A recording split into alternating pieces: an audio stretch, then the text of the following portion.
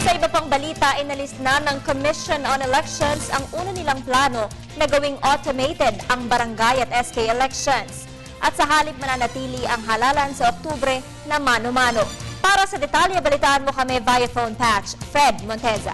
O BBN, binuwag na nga ng Commission on Elections yung kanilang unang plano na gawing automated poll ang nalalapit na barangay at SK elections sa buwan ng Oktubre. Ayon nga sa COMELEC, napagdesisyonan ng Commission NBAC na manatili na lamang sa manual process dahil wala na nga sapat na panahon upang paghandaan pa ito. Sa ngayon ay ginagawa na nga ng COMELEC yung magiging calendar of activities na magiging giya nila sa nalalapit na halalan. Matatandaan nga na mismong si Commissioner Sixto Brillantes yung nagsabi na kanilang gagamitin ng mga PCOS machines upang mapadali ang halalan. Ngunit base sa kanilang isinagawang pag-aaral, mas magiging komplikado ang barangay at SK elections kung sasailalim pa ito sa automated systems.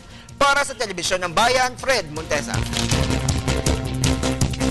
Maraming salamat, Fred Monteza.